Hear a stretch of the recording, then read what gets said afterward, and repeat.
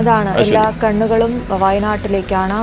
മലയാളികളുടെ ലോകമെമ്പാടുമുള്ള മലയാളികളുടെ ഹൃദയവും വയനാട്ടിലാണ് എന്ന് നമുക്ക് പറയാം. രക്ഷാപ്രവർത്തനം അതിൻ്റെ അങ്ങേയറ്റം ഊർജിതമായി നടക്കുന്നു. ബെയിലി പാലം നിർമ്മാണത്തിൽ നമ്മൾ പ്രതീക്ഷ വയ്ക്കുന്നു. അനുമോദ് സൂചിപ്പിച്ചതുപോലെ ഉച്ചയോടെ ആ പാലം നിർമ്മാണം പൂർത്തിയാകുമെന്നാണ് നമ്മൾ കരുതുന്നത്. ഇപ്പോൾ മരണസംഖ്യ 276 എന്നുള്ളതാണ്. ഇനിയും അധികം ആളുകളെ കാണാനുണ്ട്.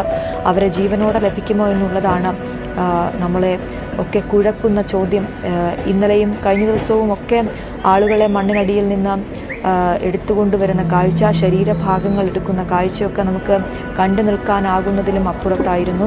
ഇപ്പോൾ ഈ ബെയിലി പാലത്തിന് സമീപത്തായുള്ള പുതിയ നടപ്പാലം, അത് താൽക്കാലിക നടപ്പാലം, അതിലൂടെ ആളുകൾ അപ്പുറത്തേക്ക് കടക്കുന്ന കാഴ്ച നമ്മൾ കാണുന്നുണ്ട്. സൈന്യത്തിൻ്റെ വലിയ രക്ഷാപ്രവർത്തനം നമ്മൾ കാണുന്നു. ഇന്ന് മണ്ണിനടിയിൽ കൂടുതൽ പരിശോധന നടത്തും. യന്ത്രസാമഗ്രികൾ അങ്ങോട്ടേക്ക് എത്തും. ചെളിയിൽ പുതഞ്ഞുപോയ ജീവനുകൾ ബാക്കിയുണ്ടോ എന്ന തരത്തിലുള്ള പരിശോധനയാണ് അവിടെ നടക്കുന്നത്. കൂടുതൽ ആളുകളെ കണ്ടെത്താനുണ്ട്. അത് ആ മേഖലയിൽ വലിയ രീതിയിൽ തെരച്ചിൽ നടക്കുന്നു. 276 മരണമാണ് സ്ഥിരീകരിച്ചിട്ടുള്ളത്. നിരവധി ആളുകളെ ഇനിയും തിരിച്ചറിയാനുണ്ട്. മുഖ്യമന്ത്രി കഴിഞ്ഞ ദിവസങ്ങളിലൊക്കെ മാധ്യമങ്ങളെ കണ്ടപ്പോൾ പറഞ്ഞതുപോലെ DNA ടെസ്റ്റ് അടക്കം നടത്തിയത് ആരുടേതാണ് എന്ന് കണ്ടെത്തേണ്ടതുണ്ട്. ബന്ധുക്കൾ അവരുടെ ഉറ്റവരെ തിരഞ്ഞ് ഈ മൃതദേഹം ഇരിക്കുന്നിടത്തേക്ക് ഓടിയെത്തുന്ന കാഴ്ച, അലറിക്കരയുന്ന കാഴ്ച, തിരിച്ചറിഞ്ഞ് മനം നൊന്തു പോകുന്ന കാഴ്ചയൊക്കെ നമ്മൾ ഇന്നലെ കണ്ടു. സമാനമായ കാഴ്ചകളിലേക്കാണ് നമ്മൾ ഇന്നും പോകുന്നത് എന്നുള്ളതുണ്ട്. അവരെ ഈ സമയത്ത് വലിയ പ്രതീക്ഷ അറ്റു നിൽക്കുന്ന ഒരു വലിയ ജനവിഭാഗം അവിടെയുണ്ട്. ദുരിതാശ്വാസ ക്യാമ്പുകളിൽ കഴിയുന്ന നിരവധി ആളുകൾ, 8,000-ഓളം പേർ അവിടെയുണ്ട്. അവരെ ചേർത്ത് പിടിക്കുക എന്നുള്ളതാണ്. അവർക്ക് വേണ്ട അവശ്യ സാധനങ്ങൾ അങ്ങോട്ടേക്ക് എത്തിക്കുക എന്നുള്ളത് ഉണ്ട്. മറുഭാഗത്ത് അത്തരത്തിലുള്ള പ്രവർത്തനങ്ങളും ഊർജിതമായി തന്നെ നടക്കുന്നുണ്ട്. അത് ഏകോപിപ്പിക്കാനായി പ്രത്യേക സംവിധാനങ്ങൾ ഏർപ്പെടുത്തിയിട്ടുണ്ട്. കേരളത്തിൻ്റെ വിവിധയിടങ്ങളിൽ നിന്നും വിദേശത്തു നിന്നുമൊക്കെ വയനാട്ടിലേക്ക് സഹായ പ്രവാഹം ഒഴുകുകയാണ് എന്ന് തന്നെ നമുക്ക് പറയാം. നമ്മൾ കഴിഞ്ഞ പ്രളയത്തിലൊക്കെ നടത്തിയതുപോലെയുള്ളൊരു പ്രവർത്തനം അവിടെ നടത്തേണ്ടതുണ്ട്. ഒന്നിച്ചു നിൽക്കേണ്ട ഒരു സാഹചര്യമുണ്ട്.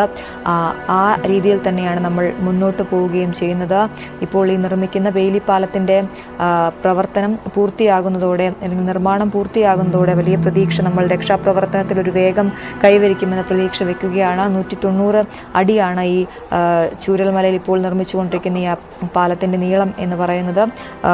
24 ടൺ ഭാരം അതിന് താങ്ങാനാകുമെന്ന് പറയുമ്പോൾ കൂടുതൽ യന്ത്രസാമഗ്രികൾ അങ്ങോട്ടേക്ക് എത്തിക്കാൻ കഴിയും. നൂതനമായ യന്ത്രസാമഗ്രികൾ അങ്ങോട്ടേക്ക് എത്തിക്കാനാകും എന്നും നമുക്ക് പ്രതീക്ഷിക്കാം. CV അനുമോദ് അവിടെ തുടരുന്നുണ്ട്. അനുമോദ്, ഈ നമ്മളെയൊക്കെ കണ്ടുകൊണ്ടിരിക്കുന്ന പ്രേക്ഷകർ, നമ്മളിലൂടെയാണ് അവർ വയനാടിനെ കാണുന്നത്. നിരവധി ആളുകൾ, സന്നദ്ധ പ്രവർത്തകർ, അവർക്ക് സഹായം അവർ ചെയ്യാമെന്ന് പറഞ്ഞ് അങ്ങോട്ടേക്ക് വരുന്നുണ്ടെങ്കിലും കൂടുതൽ ആളുകളും വയനാടിനെ കാണുന്നത്, അവർക്കൊപ്പം നിൽക്കുന്നത് നമ്മളിലൂടെയാണ്, മാധ്യമങ്ങളിലൂടെയാണ്.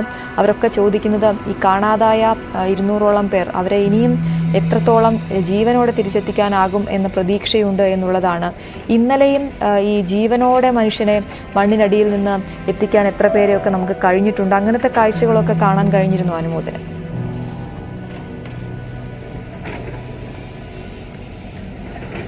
അശ്വതി, നമുക്കത് പ്രതീക്ഷിക്കാം, ആഗ്രഹിക്കാം. പക്ഷേ അത് എത്രമാത്രം സാധ്യമാകുമെന്നുള്ളത് ഈ ഒരു ഘട്ടത്തിൽ നമുക്കൊരിക്കലും പറയാനാകില്ല. കാരണം യാഥാർത്ഥ്യങ്ങൾ അങ്ങനെയാണ്. ഈ ഒരു ദുരന്തം നടന്ന് 48 മണിക്കൂറുകൾ കഴിഞ്ഞിരിക്കുന്നു. അപ്പോൾ മാത്രമല്ല, ദുരന്തത്തിൻ്റെ ഒരു വ്യാപ്തി നമ്മൾ കണ്ടതാണ്. ഓരോ വീട്ടിലേക്കും വന്ന് കയറിയ വലിയ പാറക്കല്ലുകളും കൂറ്റൻ മരങ്ങളും ചെളിയുമൊക്കെ അത് ഒരിക്കലും പ്രതീക്ഷിക്കാൻ പോലും, സ്വപ്നത്തിൽ പോലും കരുതുന്ന ഒരു സാഹചര്യമല്ല. ഒരു വെള്ളപ്പൊക്കമാണെങ്കിൽ വെള്ളം ഉയരുന്നതിനനുസരിച്ച് നമുക്ക് ഉയർന്ന പ്രദേശങ്ങളിലേക്ക് നീങ്ങി ജീവൻ രക്ഷപ്പെടുത്താൻ കഴിയും. പക്ഷേ ഒരു മിന്നൽ വേഗത്തിൽ ഇത്രയും വലിയ കുത്തൊഴുക്കും മരങ്ങളും പാറകളും മറ്റും ഒറ്റയടിക്ക് വന്ന് ആ ഒരു പ്രദേശത്തെ മുഴുവൻ തുടച്ചു നിൽക്കുമ്പോൾ അവിടെ രക്ഷപ്പെടുക എന്നുള്ളത് മഹാത്ഭുതമാണ്. അത് സാധ്യമാകണമെന്ന് നമുക്ക് ആഗ്രഹിക്കാം, അതിനുവേണ്ടി പ്രാർത്ഥിക്കാം. പക്ഷേ ഇവിടെ നമുക്ക് പ്രായോഗികമായിട്ട് ചെയ്യാൻ കഴിയുക ഈ ഒരു ദുരന്തത്തിൽ ജീവൻ നഷ്ടമായ ദൗർഭാഗ്യവാന്മാർക്ക്, അവരുടെ ബന്ധുക്കൾക്ക് അവരുടെ മൃതദേഹങ്ങളോ കണ്ടെത്തി നൽകുക എന്നുള്ളതാണ്. അവർക്ക് ഒരു അന്ത്യാഞ്ജലി നൽകുക, അല്ലെങ്കിൽ അവസാന യാത്ര നൽകുക എന്നുള്ളതാണ്. ഒരു സംസ്കരിക്കാൻ ഉള്ള സാഹചര്യം ഒരുക്കി നൽകുക എന്നുള്ളതാണ്. അതുമാത്രമാണ് ഈ ഒരു ഘട്ടത്തിൽ ഈ പ്രായോഗികമായിട്ട് നമ്മൾക്ക് പറയുമ്പോൾ അല്ലെങ്കിൽ പറയാൻ കഴിയുന്ന ഒരു കാര്യം. മറ്റുള്ളതൊക്കെ സംഭവിക്കണമെന്ന് ആഗ്രഹിക്കാം, അങ്ങനത്തെ അത്ഭുതങ്ങൾ സംഭവിക്കട്ടെ എന്ന് പ്രാർത്ഥിക്കുകയും ചെയ്യാം. അത് എത്രമാത്രം ഈ പ്രാർത്ഥനകളൊക്കെ യാഥാർത്ഥ്യമാകുമെന്ന് ഈ ഒരു ഘട്ടത്തിൽ നമുക്ക് ഒരിക്കലും പ്രതീക്ഷിക്കാനോ പ്രവചിക്കാനോ കഴിയുകയില്ല. ഇവിടെ കാണാതായ ആളുകളുടെ എണ്ണം നമ്മൾക്ക് കണക്കാക്കിയതിലും അധികമാണ്. ഇപ്പോൾ പലരും ബന്ധുക്കളും സുഹൃത്തുക്കളൊക്കെ പറയുമ്പോഴാണ് ഇവർ കാണാതായിട്ടുണ്ട് എന്നറിയുന്നത്. ഇങ്ങനെയൊന്നും ആരും പറയാനും അറിയാതെയും ഇല്ലാതെ പോയ എത്രയോ പേരുണ്ടാകും ഇവിടെ എന്നുള്ളതാണ് മറ്റൊരു പ്രധാനപ്പെട്ട.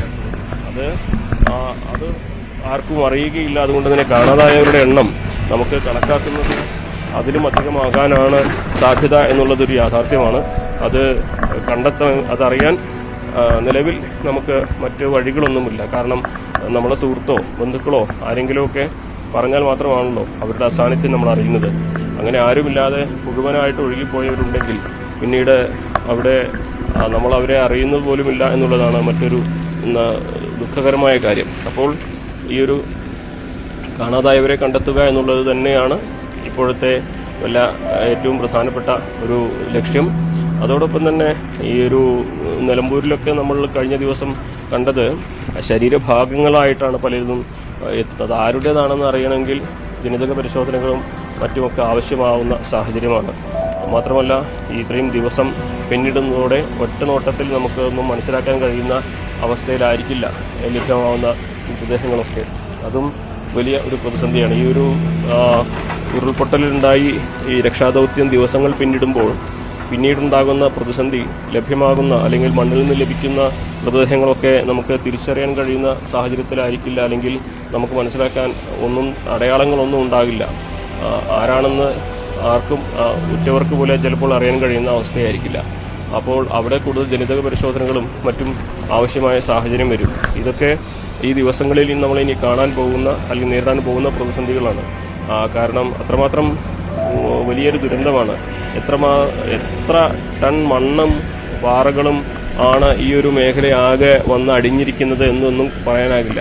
ഇതിനടിയിൽ ഒരു മനുഷ്യനുണ്ടോ എന്ന് അറിയാൻ നിലവിലെ സാഹചര്യത്തിൽ ആ കൂട്ടൻ പാറക്കെട്ടുകളൊക്കെ നോക്കൂ. ഇതിനടിയിൽ ആരെങ്കിലും ഉണ്ടെങ്കിൽ നമ്മൾ എങ്ങനെ അറിയാനാണ്? ആരെങ്കിലും സംശയം പ്രകടിപ്പിച്ച് അല്ലെങ്കിൽ എന്തെങ്കിലും തരത്തിലുള്ള തെളിവുണ്ടെങ്കിൽ ആ ഒരു മേഖല കേന്ദ്രീകരിച്ച് പരിശോധിക്കുകയാണ് ഇപ്പോൾ പ്രായോഗികമായിട്ട് നടക്കുന്നൊരു കാര്യം. അല്ലാതെ എല്ലാ മേഖലയും നമുക്ക് ഈ വലിയ പാറക്കല്ലുകളും ഈ മണ്ണും ഇതൊന്നും നീക്കി പരിശോധിക്കുക എന്നുള്ളത് മനുഷ്യസാധ്യമായ കാര്യമല്ല ഈ ഒരു ഘട്ടത്തിൽ എന്നത് ഒരു വസ്തുതയാണ് അശ്വതി. അതുകൊണ്ട് തന്നെ അത്തരത്തിൽ നമുക്ക് സൂചനകളുള്ള സംശയമുള്ള സാധ്യതകളുള്ള സ്ഥലങ്ങൾ കേന്ദ്രീകരിച്ച് തന്നെയാണ് ഇപ്പോൾ പരിശോധനകൾ നടക്കുന്നത്. ശരി അനുമോദ്, എന്തായാലും നമുക്ക് അനുമോദ് പറഞ്ഞതുപോലെ ഒരു അത്ഭുതം സംഭവിക്കട്ടെ. ഇനിയും ആളുകളെ ജീവനോടെ പുറത്തെത്തിക്കാൻ കഴിയുമെന്ന പ്രതീക്ഷയോടെ തന്നെ മുന്നോട്ട് പോകാം. ഞാൻ അനുമോദിലേക്ക് വരാം.